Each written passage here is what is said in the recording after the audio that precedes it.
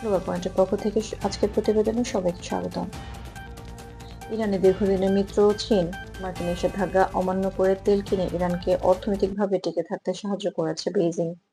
2020 এবং 2021 সালের পর থেকে এই সহযোগিতা চলমান। তবে আজ ইরানের সবচেয়ে দুর্দিনে, বিশেষ করে সাম্প্রতিক আঞ্চলিক প্রতিকূলতার মধ্যে, শি জিনপিং সরকারের পক্ষ থেকে সরাসরি কোনো সামরিক বা স্পষ্ট কূটনৈতিক সমর্থন এখনো দেখা যায়নি। ইরানের সর্বোচ্চ ধর্মীয় নেতাকে কেন্দ্র করে সামাজিক মাধ্যমে যে প্রচারণা চলছে, সেখানে যুক্তরাষ্ট্রের বিরুদ্ধে ইরানের হয়ে লড়াইয়ের ঘোষণা চীনের পক্ষ থেকে নেই।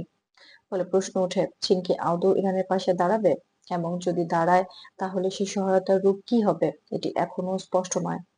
বিশ্বস্ত আন্তর্জাতিক সংবাদ মাধ্যম যেমন রয়টার্স, এপি, বিবিসি এবং আল জাজিরা জানাচ্ছে, চীনের মূল ভূমিকা সীমাবদ্ধ অর্থনৈতিক ও কূটনৈতিক সমর্থনে।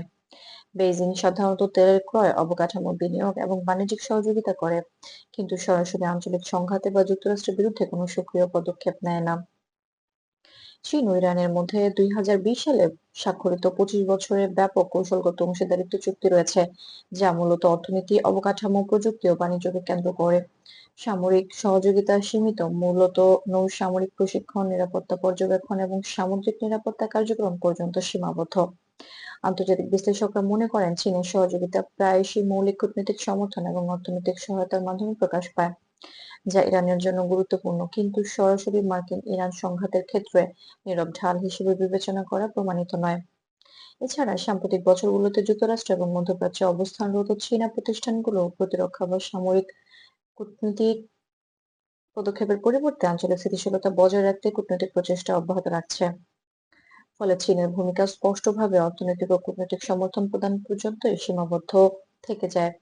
বর্তমান পরিস্থিতিতে সবচেয়ে গুরুত্বপূর্ণ বিষয় হলো তথ্য যাচাই। সামাজিক মাধ্যমে ছড়িয়ে পড়া যেকোনো দাবি, বিশেষ করে ইরান এবং চীনের সম্পর্কের ক্ষেত্রে, সেটি সত্যি বাস্তব কিনা তা নিশ্চিত করা অত্যন্ত জরুরি।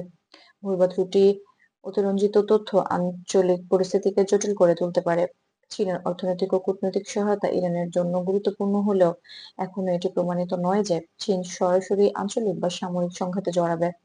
তাই ইরান-চীন সম্পর্ককে প্রায়োগিক কূটনৈতিক এবং অর্থনৈতিক সহযোগিতা হিসেবে দেখা উচিত, যা আঞ্চলিক স্থিতিশীলতা এবং আন্তর্জাতিক বাণিজ্যিক ভারসাম্য রক্ষায় সহায়ক। আপনারা দেখছিলেন গ্লোবাল পয়েন্ট। নির্ভরযোগ্য আন্তর্জাতিক আপডেট পেতে চ্যানেলটি সাবস্ক্রাইব করুন এবং সঙ্গেই থাকুন গ্লোবাল পয়েন্টের।